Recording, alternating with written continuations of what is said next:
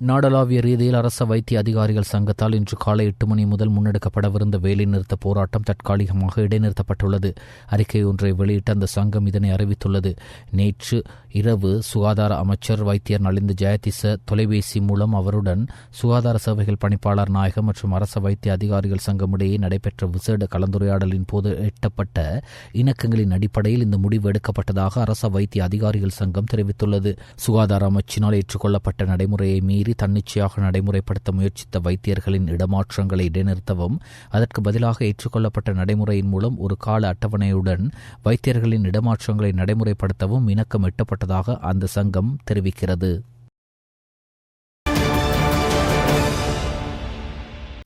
வத்தல போலீஸ் பிரிவுக்குட்பட்ட பள்ளியவத்த பிரதேசத்தில் 3.5 கோடி ரூபாய் பெறுமதியான ஐஸ் போதைப் பொருள் கைப்பற்றப்பட்ட சம்பவம் தொடர்பில் மேலதிக தகவல்கள் வெளியாகியுள்ளன. விஷ போதைப் பொருள் அச்சுறுத்தலை வேரோடு பிடுங்கி எறிவதற்கான அரசாங்கத்தின் புதிய வேலை திட்டமான முழு நாடு ஒன்றாக தேசிய செயற்பாட்டின் கீழ் இந்த சுற்றி வளைப்பு மேற்கொள்ளப்பட்டுள்ளது. அதன்படி நேற்று மாலை மேற்கொள்ளப்பட்ட இந்த சுற்றி வளைப்பில் ஒழுங்கமைக்கப்பட்ட குற்றவாளியும் போதைப் பொருள் கடத்தல்காரர் என கூறப்படும் தற்போது தடுப்பு காவலில் உள்ள கேல்பத்ர பத்மேவின் 3 சகாக்கள் கைது செய்யப்பட்டுள்ளனர். கைது செய்யப்பட்ட சந்தேக நபர்கள் 25, 21 மற்றும் 28 வயதான வத்தல பள்ளியவத்தை, அவரகுட்டுவ மற்றும் கல்காதுவ ஆகிய பிரதேசங்களை சேர்ந்தவர்கள் என தெரிவிக்கப்பட்டுள்ளது. இந்த சுற்றிவளைப்பின் போது சந்தேக நபர்களிடமிருந்து 2 கிலோ 165 கிராம் ஐஸ் போதைப் பொருள் மீட்கப்பட்டுள்ளது. கைது செய்யப்பட்ட 3 சந்தேக நபர்களும் இன்று வெலிசர நீதவான் நீதிமன்றத்தில் ஆஜர்படுத்தப்பட்டு தடுப்பு காவல் உத்தரவு பெறப்பட்டதாக மேலதிக தகவல்கள் தெரிவிக்கின்றன.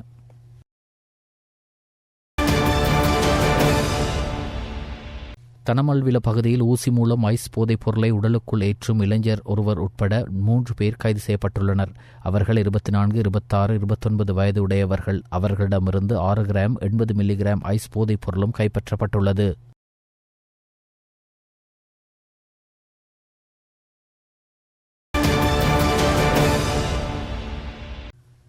யாழ்ப்பாண பல்கலைக்கழகத்தின் நூலகத்தின் மேற்கூரை பகுதியிலிருந்து T56 ரக துப்பாக்கி ஒன்று இனங்காணப்பட்டுள்ளதாக, மேலும் ஆயுதங்கள் இருக்கக்கூடும் என்ற சந்தேகத்தின் அடிப்படையில் முழுமையாக சோதனை செய்ய நடவடிக்கை எடுக்கப்பட்டுள்ளது.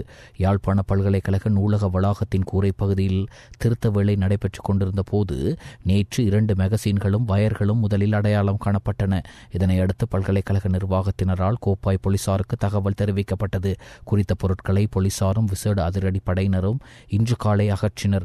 பின்னர் மீண்டும் கூரை பகுதியில் திருத்த வேலை நடந்தபோது அதன் அருகில் T56 ரக துப்பாக்கி, 2 மேகசின்கள், வயர்கள் உள்ளிட்ட சில மருந்து பொருட்களும் அடையாளம் காணப்பட்டுள்ளன. இதனைத் தொடர்ந்து மீண்டும் போலீசாருக்கும் விசேட அதிரடி படையினருக்கும் தகவல் வழங்கப்பட்ட நிலையில் அப்பகுதியை முழுமையாக சோதனையிட நடவடிக்கை எடுக்கப்பட்டுள்ளது.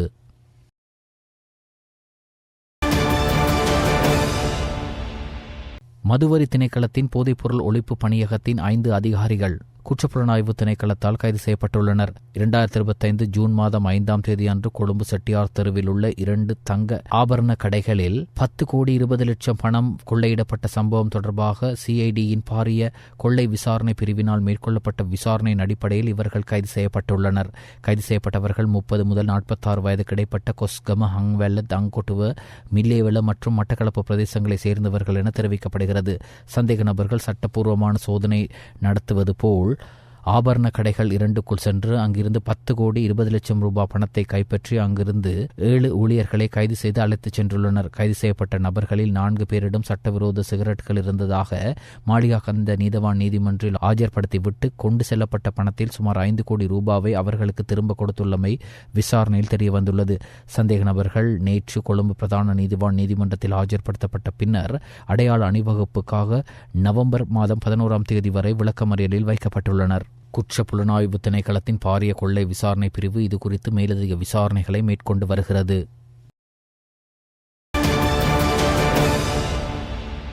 அடுத்த வருடத்தின் முதல் 6 மாதத்தில் மாகாண சபை தேர்தலை நடத்த முடியும் என்று பெஃபரல் அமைப்பின் நிர்வாக இயக்குநர் ரோஹன் எட்டியாராச்சி தெரிவித்தார். தேர்தலை நடத்துவதற்கு அரசாங்கம் நிதி ஒதுக்கியுள்ளதாக அவர் மேலும் தெரிவித்தார். இந்த தேர்தலை நடத்த மிக தேவையான இலகுவான வழியாக பழைய முறையில் ஒரு சிறிய திருத்தத்தை செய்து அதை பாராளுமன்றத்தில் நிறைவேற்றுவது மிகவும் சிறந்தது என்றும் தெரிவித்தார்.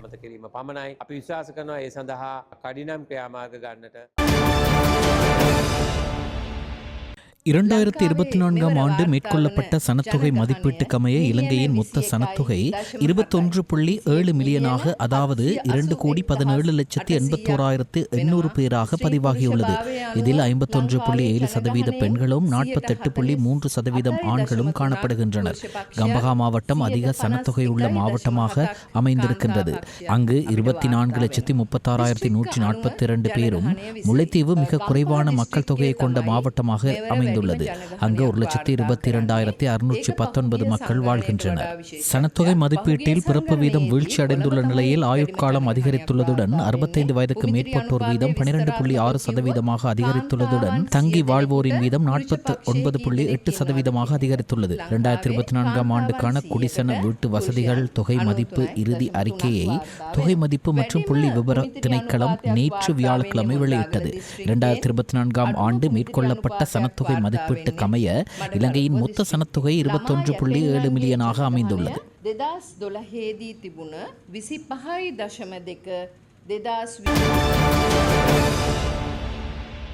இலங்கை சுங்கத்தால் இந்த ஆண்டு வசூலித்த வரி வருவாய் நேற்றைய நிலவரப்படி 2 டிரில்லியன் ரூபாயை தாண்டியுள்ளது. அதன்படி 2025 ஆண்டிற்கான 2.115 டிரில்லியன் ரூபாய் வருவாய் இலக்கை இலங்கை சுங்கம் வெற்றிகரமாக நெருங்கி வருகிறது. வரலாற்றில் அரசாங்க வரி வருவாவை வசூலிக்கும் திணைக்களம் ஒன்றால் ஒரே ஆண்டில் சேகரிக்கப்பட்ட அதிகபட்ச வருவாயாக சுங்கம் இந்த சாதனை வருவாயை படைத்துள்ளது. இந்த வருவாயில் மோட்டார் வாகனங்களிலிருந்து வசூலிக்கப்பட்ட 630 பில்லியன் ரூபாய் அடங்கும். ஆண்டு இறுதிக்குள் வருவாய் இலக்கை விட கூடுதலாக 300 பில்லியன் ரூபாய் வசூலிக்க முடியும் என்று சுங்கம் நம்பிக்கை வெளியிட்டுள்ளது.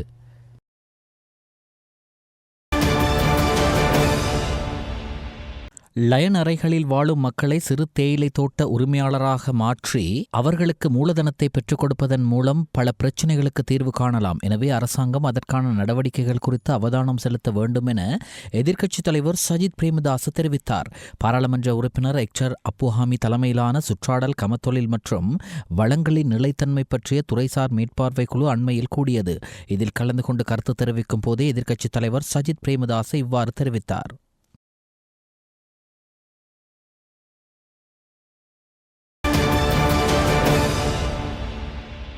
விளக்கமறியலில் வைக்கப்பட்டிருந்த முன்னாள் ஜனாதிபதி மஹிந்த ராஜபக்சவின் பாதுகாப்பு அதிகாரி நெவில் வன்னியாராச்சியை பிணையில் செல்ல அனுமதித்து கொழும்பு நீதவான் நீதிமன்றம் உத்தரவிட்டுள்ளது.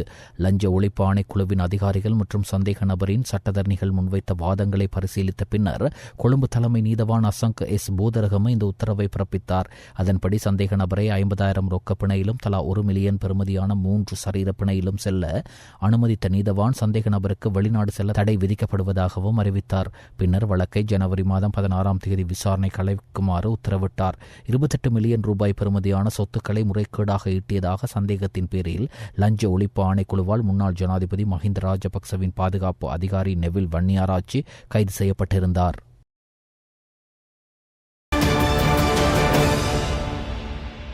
பாதுகாப்பு கோரும் அனைத்து பாராளுமன்ற உறுப்பினர்களுக்கும் பாதுகாப்பு வழங்க போலீஸ் மா அதிபர் மற்றும் சபாநாயகர் ஆகியோர் இணக்கம் தெரிவித்துள்ளதாக பாராளுமன்ற உறுப்பினர் ஜகாத் விதானகே தெரிவித்துள்ளார்.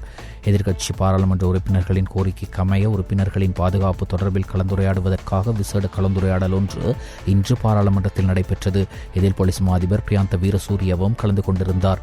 இதன்போது பாராளுமன்ற உறுப்பினர்களின் பாதுகாப்பு குறித்து விரிவாக கலந்துரையாடப்பட்டது. இதன்போது பாதுகாப்பு கோரும் பாராளுமன்ற உறுப்பினர்களுக்கு பாதுகாப்பு வழங்க போலீஸ் மா அதிபருடன் சபாநாயகரும் இணக்கம் தெரிவித்துள்ளதாக தெரிவிக்கப்படுகிறது. காயம் ஏற்பட்ட நீரிழிவு நோயாளர்கள் சுமார் 1,00,000 பேர் தற்போது நாட்டில் இருப்பதாக இலங்கை மருத்துவ சங்கம் தெரிவித்துள்ளது. கொழும்பு தேசிய வைத்தியசாலையின் இரத்த நாளங்கள் தொடர்பான விசேட அறுவை சிகிச்சை நிபுணர் பேராசிரியர் ரெஷ்னி காசிம் நேற்று நடைபெற்ற ஊடக சந்திப்பொன்றில் வைத்து இதனை குறிப்பிட்டார். நீரிழிவு நோய்களின் காயங்கள் புற்றுநோயை விடவும் கொடூரமானவை என்று அவர் இதன் போது சுட்டிக்காட்டினார். அவர் மேலும் கருத்து தெரிவிக்கையில் நீரிழிவு நோயாளிகளின் பாதங்களில் ஏற்படும் ஒரு சிறிய காயத்தின் காரணமாக கூட பாதத்தை வெட்டி அகற்ற வேண்டிய சந்தர்ப்பங்கள் ஏற்படுவது அரிதல்ல என்று குறிப்பிட்டார். அதேபோல் நீரிழிவு நோய் காரணமாக ஒரு கால் இழந்தால் அவர்களில் 30% 3 வருடங்களுக்கு மற்றைய காலம் இழக்கப்படுவதற்கான வாய்ப்பு அதிகம் என்றும் அவர் மேலும் கூறினார். இலங்கை அரச வர்த்தக கூட்டுத்தாபனத்தின் முன்னாள் தலைவர் உசைன் அஹ்மத் பைலா லஞ்சம் அல்லது ஊழல் பற்றிய முறைப்பாடுகளை விசாரணை செய்யும் ஆணைக்குழுவின் அதிகாரிகளால் கைது செய்யப்பட்டுள்ளார். அந்த கூட்டுத்தாபனத்திற்கு பொருட்களை மற்றும் சேவைகளை கொள்வனவு செய்யும் போது பின்பற்ற வேண்டிய நடைமுறைகளை பின்பற்றாமல் 2015ஆம் ஆண்டில் 50 தற்காலிக களஞ்சிய சாலைகள் கொட்டகைகள் இறக்குமதி செய்யப்பட்டதன் மூலம் கூட்டுத்தாபனத்திற்கு பாரிய அளவிலான நட்டம் ஏற்படுத்தியமை மற்றும் வெளித்தரப்பினருக்கு அதே தொகைக்கு சமமான லாபத்தை வழங்கிய குற்றச்சாட்டுக்கு அவர் கைது செய்யப்பட்டுள்ளார். இன்று காலை 8:30 மணியளவில் லஞ்சம் அல்லது ஊழல் பற்றிய முறைப்பாடுகளை விசாரணை செய்யும் ஆணைக்குழுவில் வைத்து இலங்கை அரச வர்த்தக கூட்டுத்தாபனத்தின் முன்னாள் தலைவர் கைது செய்யப்பட்டார். வெலிகம பிரதேச சபை தலைவர் லசந்த விக்ரமசேகர சுட்டுக் கொல்லப்பட்ட சம்பவம் தொடர்பாக கைது செய்யப்பட்ட 7 சந்தேக நபர்கள் நவம்பர் 13ஆம் தேதி வரை விளக்கமறியலில் வைக்கப்பட்டுள்ளனர். சந்தேக நபர்கள் நேற்று மாத்திர பிரதான நீதவான் முன்னிலையில் ஆஜர்படுத்தப்பட்ட போது இந்த உத்தரவு பிறப்பிக்கப்பட்டது. துப்பாக்கிதாரி மற்றும் மோட்டார் சைக்கிள் சாரதி உட்பட 9 சந்தேக நபர்கள் கொலை தொடர்பாக போலீசாரால் கைது செய்யப்பட்டுள்ளனர். வெலிகம தலைவரின் கொலை தொடர்பாக துப்பாக்கி சூடு நடத்தியவரும் மோட்டார் சைக்கிள் சாரதியும் நிதி குற்றப்புலனாய்வு பிரிவின் காவலில் உள்ளனர். மேலும் அவர்களை 90 நாள் தடுப்பு காவலில் உத்தரவில் தடுத்து வைக்க கொழும்பு நீதவான் நீதிமன்றம் உத்தரவிட்டது. அதன்படி அவர்கள் நேற்று முன்தினம் மதியம் நீதித்துறை மருத்துவ அதிகாரிக்கு முன் ஆஜர்படுத்தப்பட்டனர்.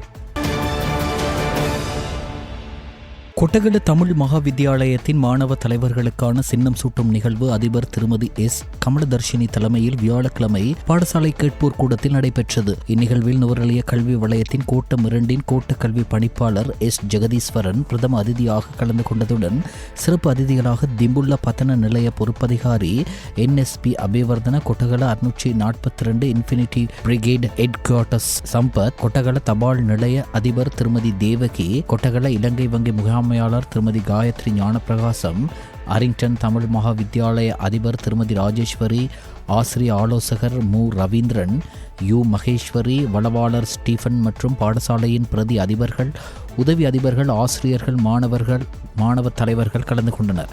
அனைத்து மாணவ தலைவர்களுக்கும் சின்னம் சூட்டி கௌரவிக்கப்பட்டதுடன் பாடசாலை மாணவிகளின் கலை நிகழ்வுகளும் இடம்பெற்றமை குறிப்பிடத்தக்கது. பிரதம அதிதிகள் மற்றும் போலீஸ் பொறுப்பதிகாரி, இராணுவ அதிகாரி, பாடசாலை அதிபர் சின்னங்களை சூடிக்கொண்ட அனைத்து மாணவர்களுக்கும் வாழ்த்துக்களை தெரிவித்து மாணவ தலைவர்களுக்கான நெறிமுறைகள் தொடர்பான சிறப்புரைகளையும் ஆற்றினார்கள். நாட்டின் பெரும்பாலான பகுதிகளில் இன்று மழையற்ற வானிலை நிலவும் என வளிமண்டலவியல் திணைக்களம் தெரிவித்துள்ளது. இன்றைய வானிலை தொடர்பான முன்னறிவிப்பை வெளியிட்ட அந்த திணைக்களம் குறிப்பிட்டுள்ளது. இன்று அதிகாலை மத்திய சப்ரகமு மற்றும் ஊவா மாகாணங்களின் சில இடங்களில் பனிமூட்டம் நிலவக்கூடும் என வளிமண்டலவியல் திணைக்களம் மேலும் தெரிவித்துள்ளது. எல்லை மோதல்களை முடிவுக்கு கொண்டு வரும் நோக்கில் பாகிஸ்தான் மற்றும் ஆப்கானிஸ்தான் ஆகியவை துருக்கியின் இஸ்தான்புல்லில் நடந்த பேச்சுவார்த்தைக்கு பிறகு சண்டை நிறுத்த ஒப்பந்தத்திற்கு ஒப்புக்கொண்டுள்ளதாக துருக்கி நேற்று அறிவித்தது. இந்த சண்டை நிறுத்தத்தை நடைமுறைப்படுத்துவது குறித்து மேலும் விவாதிக்க இரு நாடுகளும் நவம்பர் 6ஆம் தேதியன்று இஸ்தான்புல்லில் மீண்டும் சந்திக்க உள்ளன. பிரித்தானியாவின் 3ஆம் சார்ல்ஸ் மன்னரின் இளைய சகோதரரான இளவரசர் ஆண்ட்ரூ யோர்க் டியூக் பதவியை துறந்ததை அடுத்து அவரது இளவரசர் பட்டத்தை நீக்க பக்கிங்ஹாம் அரண்மனை நடவடிக்கை எடுத்துள்ளது. அறிக்கை ஒன்றை வெளியிட்ட சார்ல்ஸ் மன்னர் இனிமேல் இளவரசர் ஆண்ட்ரூ மவுண்ட்பேட்டன் வின்சர் என்றே அழைக்கப்படுவார் என்று உத்தரவிட்டுள்ளார். அதன்படி இளவரசர் பட்டத்தை இழந்த ஆண்ட்ரூ 2004ஆம் ஆண்டு முதல் அவர் வாழ்ந்து வந்த வின்சென்ட் அரண்மனை விட்டு வெளியேற நேரிடும். குழந்தைகள் துஷ்பிரயோக குற்றச்சாட்டுக்கு ஆளானவரும் இப்போது உயிருடன் இல்லாதவருமான அமெரிக்கரான ஜெஃப்ரி எப்ஸ்டைனுடன் தொடர்பு வைத்திருந்ததாக ஆண்ட்ரூ மீது பல ஆண்டுகளாக குற்றச்சாட்டுகள் சுமத்தப்பட்டன. இதன் காரணமாகவே அவர் இந்த மாதம் இளவரசர் யோர்க் டியூக் பதவியை துறக்க நடவடிக்கை எடுத்தார். அணு ஆயுத சோதனையை உடனடியாக ஆரம்பிக்குமாறு அமெரிக்க ஜனாதிபதி டொனால்ட் ட்ரம்ப் உத்தரவிட்டுள்ளமை உலக நாடுகள் மத்தியில் பரபரப்பை ஏற்படுத்தியுள்ளது. தென்கொரியாவில் சீன ஜனாதிபதி ஷி ஜின்பிங்கை சந்திப்பதற்கு சற்று முன்பு அமெரிக்க ஜனாதிபதி சமூக ஊடகங்களில் அணு ஆயுத சோதனையை உடனடியாக தொடங்க உத்தரவிட்டதாக பதிவிட்டுள்ளார். சில நாட்களுக்கு முன்னர் ரஷ்யா 2 அணு ஆயுதங்களை சோதித்திருந்த நிலையில் ட்ரம்பின் உத்தரவு வெளியாகியுள்ளது. ஆஸ்திரேலிய மகளிர் அணிக்கு எதிரான போட்டியில் 339 ஓட்டங்கள் என்ற கடினமான இலக்கை வெற்றிகரமாக அடைந்ததன் மூலம் இந்திய மகளிர் அணி சர்வதேச மகளிர் ஒருநாள் கிரிக்கெட் வரலாற்றில் அதிகபட்ச இலக்கை வெற்றிகரமாக சேஸ் செய்த அணி என்ற புதிய உலக சாதனையை படைத்துள்ளது.